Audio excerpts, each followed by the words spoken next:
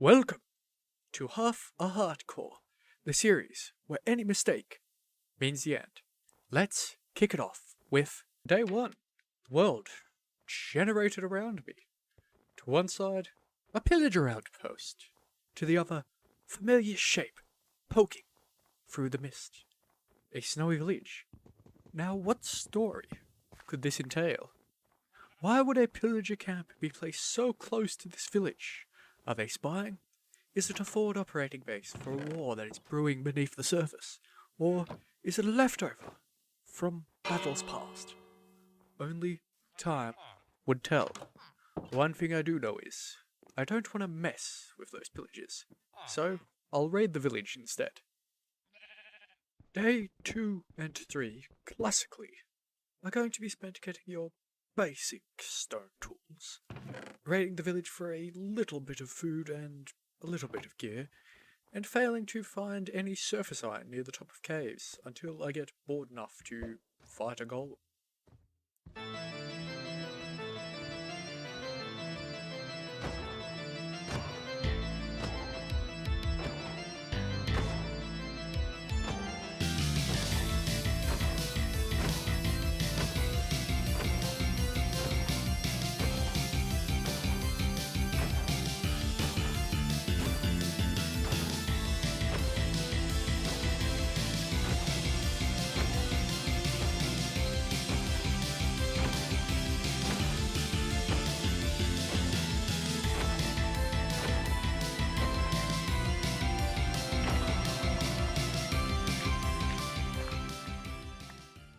Or iron.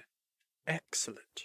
Just enough for me to craft a bucket which will allow me to start building my house. Day 4. Now, this series is really going to show how short my attention span is in Minecraft. I started the house by building a few walls out of the finest spruce pine wood a man can find in his local area, using logs to support the walls, giving the house a little bit of depth, taking away the flatness, and beginning on a roof with the stripped logs to give it a cabin sort of feel. Now, what day do you think I actually get around to finishing that roof? And how many different things did I get distracted by in between? Because all of a sudden, it's day 5, and I've started digging a hole for a golem farm. Flood it with water to move the golems around towards their fiery doom. Build myself a protective barrier so I don't meet their fate, and use day 6 to create a villager holding area. But that's all boring. What you really want to see is me zoom villagers across the ice on day 7.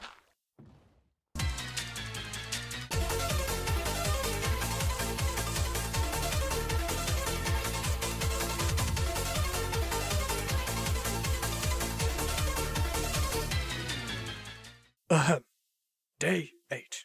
As I continue construction on my house, I ponder, why is it that so many people like to play hardcore?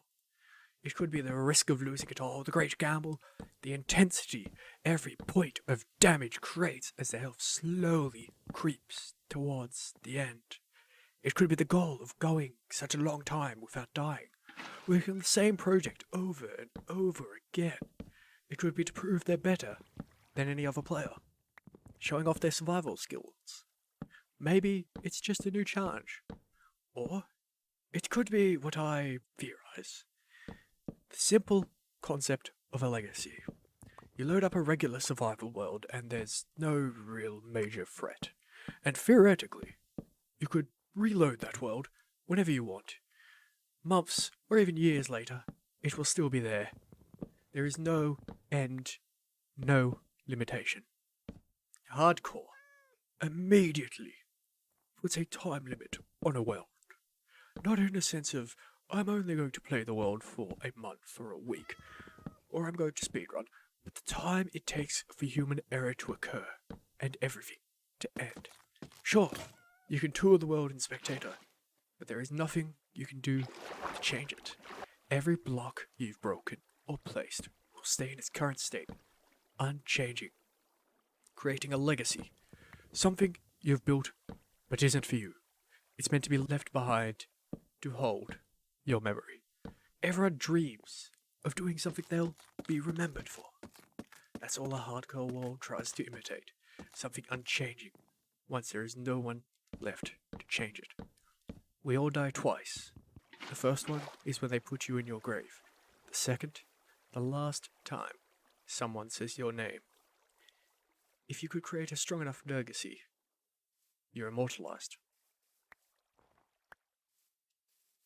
Well, with that shower thought finally out of my head, let's move on to day 9 and 10 and do some villager trading, because, simply put it, it is one of the safest ways for me to upgrade my tools, armor, and weaponry. Fletchers can provide me with emeralds from stick trades, and they also sell bows, which is a nice touch. Farmers provide food to feed my hungry soul, and to breed more villagers. Fishermen will sell me fishing rods, and toolsmiths will eventually give me diamond tools, which would be a nice upgrade. But something's been calling me to the obsidian gate, an unnatural need to light that portal. Slay, beast of flame. Come on, with power of transport. Free.